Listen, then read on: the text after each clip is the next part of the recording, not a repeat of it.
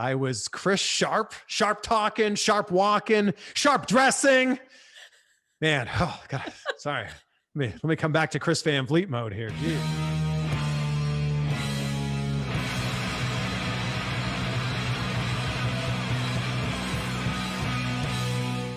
What's up, everybody? Welcome to another episode of Not About Wrestling. I am Chris Laminati. She is Stephanie Bowen. Oh, I thought I had to say my own name. You go back and forth. Sometimes I have to say my own name, and then sometimes you say it for me. Say your name. Stephanie Bowen. Can I say your name now? Yeah. Too late. We've said it twice. I mean, you're not super important here. Oh, wow. You are super important to me. How are you? I'm good. Good. Yeah. We had Revolution this weekend. I'm like high off of that. So, yeah. You're real good or like you're fake good? No, I'm actually good this time. How's your back? How's your new chair? It's great. Oh, is that it right there? Oh, it's like, a gamer chair. I know. It's not. It's like a fancy work chair because it has like the headrest and then it has like a place for like a suit jacket to hang on the back of it. That's literally a selling point. A side to hang your suit jacket? Yeah. So you can't see it. Okay. I can. It looks like a handle. It's like an airplane. Yeah, to keep the padding up. Yeah. Pads. For my shoulder pads. Make sure your shoulder pads are level. Yes. Really keep them, like, get that David Byrne look. My dating stuff with David Byrne. Talking Heads. Cool. Yeah, I lost you. 5 seconds ago. Yeah. So you're good. How are you? Yeah, how are you? I'm good, living the life, doing things, messing around on my phone, dating apps. Oh, geez. I'm not messing around on dating apps. Didn't MJF give you tips on this forever ago? Yes, he told me to marry the first woman who finds me attractive and hang on to her for dear life. Yikes. I mean, I'm trying. I'm working on it. I listen to him. I mean, I'm going to listen. Hasn't happened yet. But I had a funny thing happen. So I don't really use the dating apps like, COVID and all that stuff. It kind of like things went down, But I had the apps, but I didn't have them on my phone anymore. I deleted them. Mm-hmm. And then about 2 or 3 weeks ago, a friend of mine, she got back on and she was sending me screenshots of all the insane people that were showing up on hers. And I tried to play like one up because I'm like, oh no, the women are worse. And like I re-downloaded it. And then I was showing her the screenshots and I just left it on my phone. And like I did the board scroll, like I was board scrolling, just going through, just like randomly going through, being a jerk. Okay. But I had this thing happen where I'm scrolling through and this face pops up that looks super familiar. And so everyone who knows me from this and not other things, I have a parenting blog and, a parenting Instagram account, and it's got a lot of followers on it. She was one of the first people that I remember being a follower of mine. And the reason I remember is because she's from New Jersey. Mm-hmm. So we kind of like, not bonded over it, but like, she reached out to me. I'm from New Jersey. This was like years ago, like 4 or 5 years ago. And she's one of the few people that I actually follow back from the beginning. Here's where things get a little nutty. So I have Tinder and I also had Bumble. Now on Tinder, it's if you want to see more of a person, you click on the profile, the one picture comes up and then you scroll through the pictures, right? Yeah. But on Bumble, if you want to see more of a person, you scroll upwards. Well, my dumb fingers mistook Tinder for Bumble and I wanted to see more of her. And I was like, I know her. And I super liked her. Oh no. So there's that. So I'm like, okay, maybe she never checks this. Like an hour later, we connect. So she's in that top thing. And I'm like, okay, if I never answer, maybe she never sees it or whatever, something like that. Can't you just like immediately unmatch? But she knows who I am. Okay. Why couldn't you just easily DM me on Instagram and be like, you super liked me and then unmatched? Like, all right, jerk. Like what? Like, why would you super like me? So I went from, so I'm like, oh my God, like, what do I do? Like, it was really awkward and uncomfortable. And I'm like, I kind of know this person. And we went from like trading one DM a year for the last couple years to like now they're super liked and on my Tinder. I did with it what I usually do with every situation in my life. I ignore it and hope it goes away. It didn't. I was gonna say, how'd that work out for you? She DM'd me first. She's like, let me guess, you super liked me by accident. And I was like, yeah, see, funny story. And I explained what was going on. And she was like, I get it. Like, I screw up all the time. And then we were like, had a couple jokes about Tinder. Cause, you know, she also lives some reason. This is one of our complaints that we had. Also lives like 30 miles away. And I'm like, I have my mileage set to like 10. Why you showed up, I have no idea. But like, I was looking at yours to see more. I was like, oh, I know her. And then I like accidentally super liked you. And then you like, you can't take back a super like you can unmatch, but you can't take back super like. So we had a good laugh about it, a good chuckle. And then like we talked for another couple minutes and then I deleted Tinder off my phone. Then you're like, it's time to call this quits. I was like, this is why I don't do this thing. We're not going to make mistakes anymore. I can't trust my fingers. No. I'll tell you one person who doesn't need to do Tinder or any of this. When you're Cosmo's Bachelor of the Year, you don't need to be on the Tinders and the Bumbles. When you have your own show, first called the Chris Van Vliet Show, like you don't need any of these dating apps. When you're a man whose face is in, the camera all day long, you don't need stuff like this. I'm talking about our guest today, Chris Van Vliet, who did win Cosmo Bachelor of the Year. Yeah, he did. And I did not know it was such an extravaganza. I didn't know you didn't find out until you got there. That's insane. Right? Like when we looked through this information, you said Cosmo's Bachelor of the Year. Like I thought it was literally something that was like in the magazine and like they had these 20 people and they like called them up one day and you were like, you won. And then they had like a ceremony afterwards. I didn't know like you went there and you like waited to see if your name was called. That's a crazy situation. I know. I wonder if they still do it. I'm sure they do. I'm sure it's a big thing. Some sort of gala. I'm sure it's still a big thing. But yeah, so he did win that, but like that's like the least impressive thing on his resume. I mean, the guy's got, I forget how many thousands of followers on YouTube. He's talked to people that we could only hope to one day talk to. I mean, the guy has had a really crazy life/resume, and it was just like kind of fun talking to him. Yeah, he just works his ass off. Yes, and it genuinely seems like a nice guy. Yeah, absolutely. Like, when we got off the interview, you're like, you know what?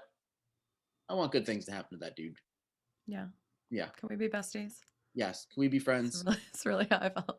and I can come to your house and you can tell me how to get out of these Tinder situations when I accidentally super like people and don't know how to get out of it. Yeah. He could talk his way out of that. He probably could. Yeah. I might have to ask him, but I deleted the app, so it doesn't matter anymore. Yeah, you're good. We're good. So so this is our conversation with Chris Van Vliet. Enjoy, everybody.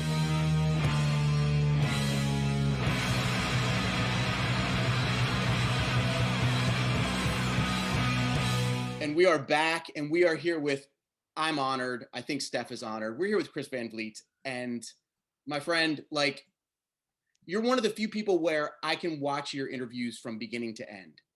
Oh my gosh, that is very kind. I'm honored to be here. Thank you for making the time for this. Let me ask you a question, because Steph and I both have a problem with this. Can you watch your own interviews from beginning to end?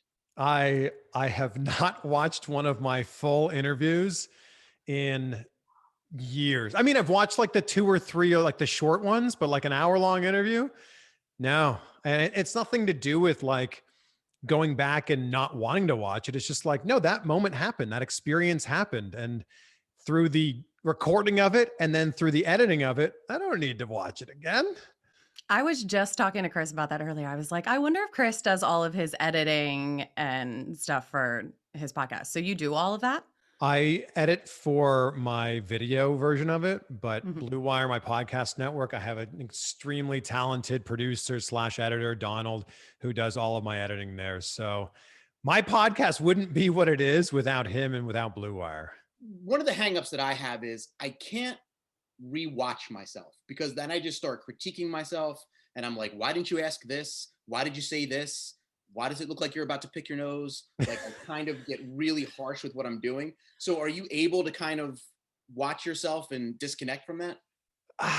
Not really, but like my background being in radio and television, like you just have to get used to it. Like you're just kind of like thrown to the wolves and like you realize very quickly, yeah, that is what you look like and that is what you sound like. Like for most people, you hear your voice in the answering machine and you're like, is that really what I sound like? Other people hear that? Yeah, that's what other people hear. So when I first got into television and you're watching yourself back, you're like, oh my gosh, do my eyebrows really do that thing when I talk? Like, what's going on with my mouth here? And it takes you a good, man, I would say like 2 years of watching yourself all the time because you have to when you work in television, you're editing it and you're producing it. It takes a good 2 years to be like, okay, the version I see of myself in the mirror is actually pretty different from the version that everybody else sees. Yes, I know that all too well. Another side hustle of mine is I'm a singer in a band. So same thing on that front where like I cannot watch videos back or I'm like, oh, I look like that on stage. Like what? Yeah. That's what they see. But Totally, also, I think totally it's get it. important to like figure that out because that's the only way you can get better. Like the only way you can get better at what we're doing right now is by continuing to do it and by critiquing yourself. Mhm. Then I ended up kind of kind of lying my way into getting a job at MTV2 in Canada. And it was in Vancouver. I was in Explain. Toronto. How'd you lie your way into that one? I saw there was a job opening. I was working for a news station, so all my stuff was like news reporting in a small town. And I'm like, I really, really, really want this job. So I started like showing up early for work and like taking the camera and pretending that I was doing these like more fun, entertainment-y segments. Sent that tape off to them. Didn't hear back. So I just called the TV station, knew the name of the person that was doing the hiring. And I said, hello, is so-and-so there? And they said, one moment, please. And I'm like, oh my God, this is actually going to work. And then I got her voicemail and I left a message and she emailed me back and said, oh, we're still looking at tapes, but we'll get back to you. In her email signature was her direct phone line. And I'm like, oh, well, you can expect a phone call from me in a few days. Seriously. A few days later, I called her and said, hey, just wanted to see if you'd seen my tape. I'm actually going to be in Vancouver next Thursday, which total lie, 5-hour flight from where I lived. I wasn't going to be there. Like, I'll just randomly be there. She goes, well, if you're going to be in town, sure, come on by. And that was what I got off the phone and my dad worked for an airline at the time. He's retired now from Lufthansa. And I said, Dad, how much would a flight be to Vancouver? Like, I gotta be there on Thursday. Right. And we made it work. So I kind of lied my way into that and they ended up hiring me from there. That is great. Have your parents ever fanboyed out on anybody that you've interviewed? No, my parents don't care at all. Not about any of the celebrities or anything? Like maybe not the wrestlers if they're not into wrestling, but this is usually how the conversation would go. I'd go, oh, Mom and Dad, I'm flying to LA, New York, London for this movie. And they'd go, what's the movie called? I'll go, well, I'll tell you, but I know you've never heard of it. Who's in it? And I'd be like, well, I'll tell you, but chances are you probably haven't heard of those people either. But I will say my dad really got excited when I did a segment with the Miami Marlins. My dad's a massive baseball fan. I grew up playing baseball since age 4, like all the way through college. So my dad and I have this tradition where we go to a different baseball stadium every single year, a different Major League Baseball stadium. We've been to 23 of them. And I had a segment with the Miami Marlins where I was going to take batting practice. And I made a deal with them that if I hit a home run in batting practice, they'd have to put me in the lineup that night. And I'm like, you know what? There's actually a chance. And they're like, yeah, okay. Yeah, sure. Yeah, we'll put you in the lineup. that's an easier stadium to hit one in too, Well, isn't it? I don't Isn't it a know. little shorter? I think it's indoors, so you don't have to deal with any of the elements. Oh, But listen to you, Babe Ruth. Oh, that's an easy one to hit a home run in. Oh, Like you know it. okay, short porch. Me and my Okay, softball background. no, there's no easy ones. Never mind. I don't. Yeah. So I mean, was if like, you were gonna hit it in any stadium, like that might be. I don't know. I think Fenway would have been in my favor. Like Oh. I'm a lefty, so I would have been hitting right down the right field line. Got it. Needless to say, I did not hit a home run at Marlins Park. But I said to my dad, I said, why don't you fly in? We're going to be on the field at Marlins Park playing baseball with professional baseball players. And he went, I don't know, to fly in for just a day. I said, Dad, please, like, let's make this happen. So he said, oh, okay, sure, let's do this. So I picked him up from the airport. We drove to Marlins Park. We did the segment. And he was like a kid in a candy store. He was like, we got to be in the clubhouse. And then we got to be in the area where they take like batting practice underneath. And he's like telling all these great stories. And then while I'm taking batting practice underneath, I hear a voice from behind me. I turn around. It's Don Mattingly, who's the coach of the Miami Marlins, who's just like going to invade our segment. He's like, oh, I got a jersey for you. And here's a jersey with my name on it. My dad's like, that's Don Mattingly. I can't believe this. So that's the one time where my dad was like, oh my God, my son has the coolest job. So how did young Chris get into, before you were starring in movies with wrestlers and getting texts from them, like what was young Chris into? So my first memories of wrestling are in the 80s. Like my grandpa would just have sports on whenever we went to my grandma and grandpa's house. Not that he was a huge wrestling fan, but hockey, obviously, grew up in Canada, would always be on. If that wasn't on, it was basketball, baseball, maybe football. But if those weren't options, Saturday night, you'd have wrestling on. So I remember like Hogan and Warrior and Sergeant Slaughter and Repo Man, Coco Beware. I remember those. Mm-hmm. But it was like the late 90s when I like really got into it. And when I get into something, when I'm passionate about something, I dive all the way in. Like I don't check the temperature of the water, I don't check the depth of the water, dive all the way in. So I was on the amateur wrestling team. I was on the high school wrestling team. And when you're on the high school wrestling team, you're kind of told like what we do in here is real and that stuff on TV and what's fake. And you kind of like buy into that a little bit. But I had one of my very best friends. He was a huge wrestling fan. And in the 90s, you did this crazy thing called talking on the phone. So yeah, and it's wild, right? Yeah. So we would talk on the phone all the time because he lived in the city next to me. I've heard a rumor that you can use these to talk. I no, haven't tried it yet, but that's not true. That's what I've heard. Google it. That's not true. So every Monday night, I knew that our phone call would abruptly come to an end at 9:00 because Raw was starting. That's when Raw used to start at 9. And one Monday I said, all right, man, like I'll turn it on and we'll just like continue our conversation because I know you can't miss any of this. And I just got like sucked into it. And it was Austin McMahon. That was the big storyline at the time. And my friend's like, oh, this guy coming out, he does this thing called the people's elbow. And I'm like, oh, well, tell me more. And like Rock did like some just like cheap little elbow drop. I'm like, that's it? That's the people's elbow? No. You'll know when it's the people's elbow. And sure enough, at the end of the match, oh, that thing. Yeah, that is the people's elbow. So I went from watching 0 minutes of wrestling to watching literally everything, like boom, like that. Raw and Nitro and Thunder and ECW and Jacked and Metal and Heat and then pay-per-views. Yeah, I was all the way in, so much so that I was part of a backyard wrestling federation. And yeah, I was part of a backyard wrestling federation. I wanted to be a pro wrestler. And yeah, when I was 16 and 17 and 18, yeah, I did some backyard wrestling. That's an extreme jump from kind of liking wrestling to really liking wrestling to being a backyard wrestler. What was your craziest, like the backyard wrestling always has an insane match. What was your big insane angle or match, or what did you hit a person with? Well, it started off like really small. We would walk home from school and we had a big group of friends, guys and girls, was like 10 of us. And one of our friends, Becca, had a trampoline. Well, when you're 16, a trampoline's not a trampoline. A trampoline's a wrestling ring. Mm-hmm. So my friends and I were doing, like, we learned that a rock bottom was pretty easy to do and a stunner was pretty easy to do. So that's where it began. And then we met up with some other friends who had this backyard wrestling federation called the HCW. I was Chris Sharp talking, sharp walking, sharp dressing. Man, oh God, sorry. Let me come back to Chris Van Vliet mode here. Jeez.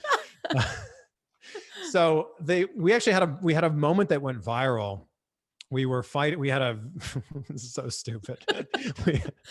we had a pay-per-view event. We had an event in a park, and my match with Danny Courageous was getting really out of hand. And this park had a bridge over this tiny little creek, and we're fighting on the bridge. And we didn't plan this out. We were going to fight on the bridge and then go back to like where our mats were, because we had little mats, and we're fighting on the bridge. And he goes, "Throw me off." And I'm like, okay. So we're throwing some punches. I grab his head and I throw him off. It's maybe like 12 feet down to the ground. And he does like a full like front flip over, like someone that's going over the top rope. Of course, we're very untrained. And he goes over and all we hear is crack. And it's his leg. His leg has broken because I threw him off a bridge. And he's laying there like, oh, and I'm about to jump on him, which like I was going to do is like some sort of flip onto him. He moved out of the way. And I jumped down and he's like, my leg, my leg. And this video went viral for years on like LimeWire and Kaza and all these different like backyard wrestler breaks leg, listen for the snap. Yeah. So wait, have you seen it recently? Is that out there? Not recently, but it for years was on there. It's circulating somewhere on YouTube. I should re-upload it. Yeah. I have the clip. See if you can go viral again. Well, has the statutes of limitations gone off yet where you can get sued?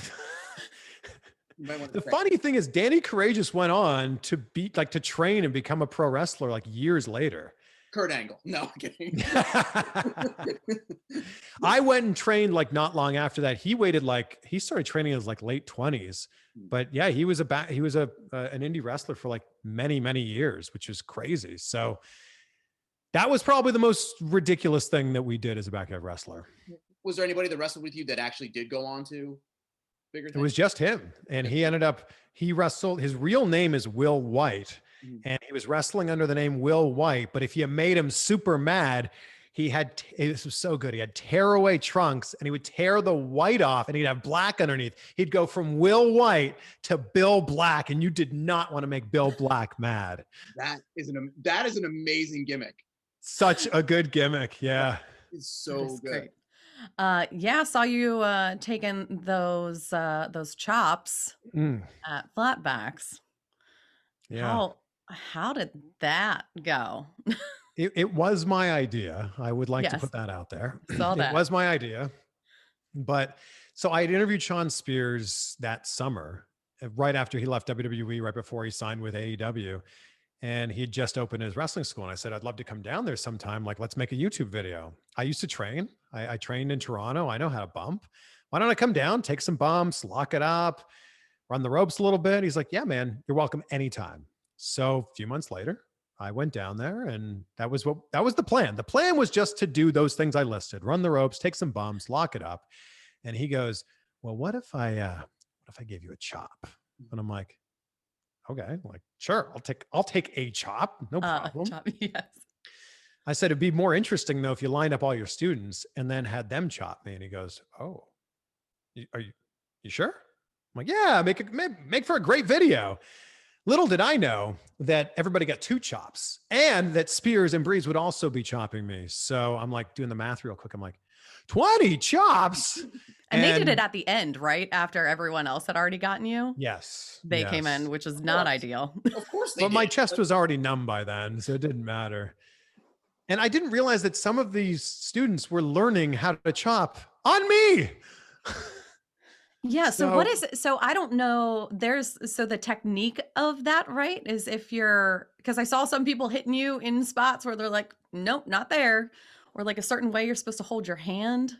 Yeah, you want to cup your hand a little bit so it makes for the best noise, and you want to hit them in like the meatiest part of their chest. So again, it makes the best noise, and then it doesn't like hurt them too much. But yeah, some people hitting very high. One guy like hit me right in the nipple. People were hitting me low, and like they're like, "Hey, whoa, like hit right there." And I that photo that you saw was like the absolute height of when it looked its worst, like bruises and welts. And then it just slowly started getting better, like maybe 7 days till the bruising was gone. Jeez. There's probably nothing more enjoyable to a wrestler than when someone says, I know how to run the ropes and do this and do that. Like, that must be music to their ears. They're probably like, really? Yeah. And then it's just like open season. Not saying you brought that up. I started doing the math and I'm like, it was like 17 years since I'd been to wrestling school. I'm like, I don't think it ever leaves you. Like, it's kind of like riding a bike, just like a much more painful bike. But I'm like, I'm sure I remember kind of how to do this. And sure enough, I also taken some bumps. Like when I've been a ring announcer, it's hard to be in or around a ring at an indie show and not want to run the ropes a little bit, not want to take a bump or two. So I'd done that, but yeah, you're so right, Chris. Like, I think that they were like, "Oh, really? Do you really know how to do this?" And well, I think we saw the results of that. Yes. I actually talked to Joel Gertner about this, and he had a little, like, not wrestling school, but he kind of trained a little bit before he got into like the ring announcing and stuff. And he said running the ropes is actually incredibly hard. Yes. Uh, Talk about that, because like Steph, I don't think you've ever been in a ring. I've never been in a ring. No. I've never tried to run a rope. It looks easy. It's not. So Yeah, the interesting thing about wrestling is like maybe you or I haven't played professional football or basketball or baseball, but we've all thrown a baseball, we've all shot hoops. In wrestling, like we've all watched this our whole life, but we don't really have any idea of like how this really goes. It's such an interesting thing. So, first of all, the ropes are not bouncy. Okay. The ropes are usually made of elevator cable that's wrapped in electrical tape, which I don't know if people really realize. And No. you have to hit them like completely with your back flat to then propel yourself off of it. What's so difficult about it is the steps in between. And when after I say this, you'll watch any match now and you'll go, oh, it's so true. Every person has a cadence, three, maybe 3.5 steps before they hit the next rope and then go back. But it's the first time you hit, it's right under your armpit, like on your lat here. And it just like, oh, it takes the wind right out of you. And when you're learning how to run the ropes in wrestling school, you do it a lot. And I'll never forget, I went home that night, took my shirt off, and I had a welt all the way from like my armpit to the middle of my back. And somehow, because our bodies are magical, our bodies like callous up to it, which is the craziest thing. But it certainly does not tickle at all. So, did that have you watching matches differently after Oh, going yeah. through that stuff in school? Like you see all those technical pieces of it? Yeah, and like there's a lot of little things you don't realize. Like everything in wrestling's done on the left side. And I didn't, when you're giving someone a suplex or like a DDT when you're doing it to your buddy, you just grab them on your right side because you're probably right-handed. And actually, like the way you're supposed to do it is everything's done on the left side. You get up on the left side after you fall down. And I started noticing all of this stuff, and now I continue to notice it. It's kind of one of those things like you can't unsee it. And by no means am I an expert at this at all. Like I just got past the first few months of like very basic training, but there's really little things I'm like, oh yeah. Like the universal spot, which is lock up, headlock into the rope, shoot him off, leapfrog, and the whole. I know you guys know what I'm talking about. That's in a lot of matches. right, yeah. That's one of the first things you learn after you've learned how to run the ropes and bump. And it makes you feel like, oh my gosh, I can kind of work a little bit of a match, 20 seconds of a match. Right. Wow. Yeah. I feel like too, with any sport, I feel like with wrestling, we're watching it, and to us, it's going a certain pace. But when you're in there, it's probably going 100 miles an hour, and Yeah. you can't keep up. And a lot of it is just like, okay, I'm going to do this move, and now next we're going to go to this. And then when you're trying to remember, like, I mean, we've all had brain farts where we could be in the middle of like washing our car and we forget to do something. But this is, oh yeah, another human being is going to pick me up and throw me, and I'm going to have to be ready for it. So there's like an appreciation for like, I have to remember all these things that are coming. Not only do I have to remember it, I have to remember tuck my chin in so I don't like, smash my face or bite my tongue off, or like, there's just so many things going into it. That's why when they say people don't have a head for wrestling, like they don't have the mind to just comprehend everything that's going on at all times. And then when you look at the pros, like it's second nature for them now, but like that's all learned behavior. And now it's second nature to them. But like I'm blown away watching matches where guys aren't like calling spots. They know each other so well, or they know the pace of the match so well that like, all right, I've been thrown into the corner. This thing's probably going to happen next, then this, or he's grabbed me like this, which means this. Like that stuff is well beyond my comprehension at all. And my hat's off to anybody who's able to step into the ring at any level, because it is so not easy. The question I wanted to ask too, that was transitioning to this, because you talked about like the body and everything, and this is something that Steph doesn't want to talk about. Look, she's already nodding her head that she doesn't want to talk about. I know where this is going. One of my favorite videos that you've done is with Dr. Beau Hightower. Oh, When you, I mean, I could watch those videos all day long. I sent that to Steph, and when she saw the hammer and chisel come out and heard you cracking, she was like, "Nah, I'm out." I There need to was tell some you, people- he sent it, I thumbnail, and I'm like, I'm not watching this. And then I actually went to open it up earlier, just as like, okay, well, maybe. And that very beginning clip that just shows the neck, and I'm like, nope, I'm out. I like squealed yeah. hearing it. How good did it Well, feel? it's very relieving. It's Mm. super relieving. So the backstory, and we told it in that video, is like I took a DDT from Gangrel wrong, and my neck's just been a little tight ever since. Not Gangrel's fault. I took it completely wrong. I jumped too high on Gangrel's impaler DDT and like landed on my head, and it hurt. So my neck's just been a little tight ever since. So Dr. Beau's collaborated with a whole bunch of people that we know. Like he's done stuff with Miro and Bobby Lashley and Lana, um, all kinds of different people, Brian Cage, Melissa Santos. And I was like, it'd be cool to have like a video with him. So he came to my house, and very relieving, but also very, very painful as it's happening, like super painful. And he was showing me after the video that his hands are so strong from years of like body manipulation. He can't like do this. His like his hands are so meaty and muscular now. He can't close his hand. Like, wow, like you're the right guy for this.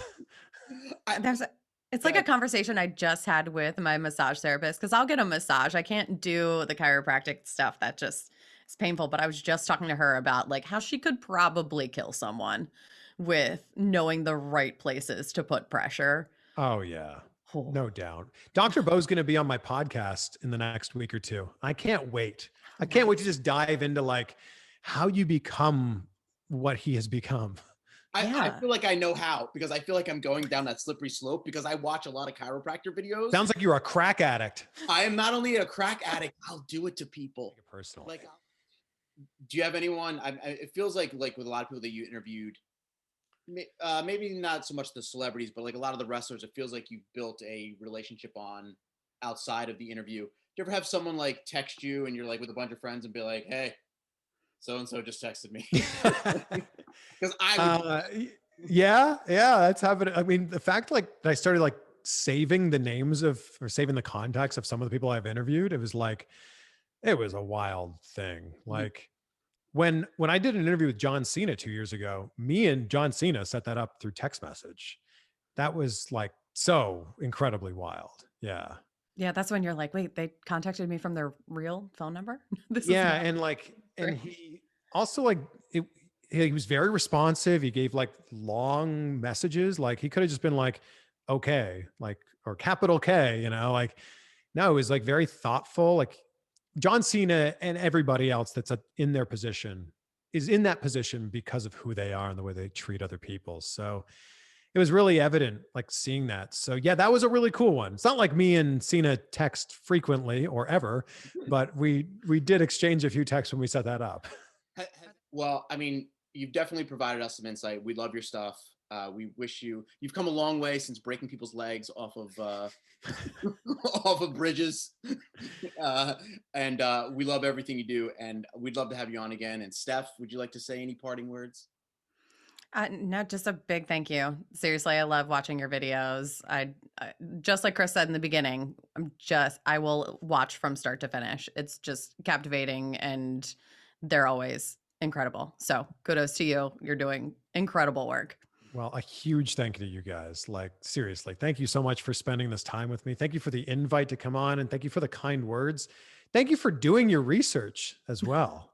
I really appreciate you guys. I mean, you don't become a global brand by not doing your research, Chris. I mean, come on. I think it is just something that shows respect, right? If you do your research, it shows that you're prepared and this meant something to you. And I think that that's an important thing. So thank you guys for showing your respect. No, thanks. We've learned it from you. We loved having you on. Thanks, man. No, thank you guys. I'd love to come back anytime. Awesome.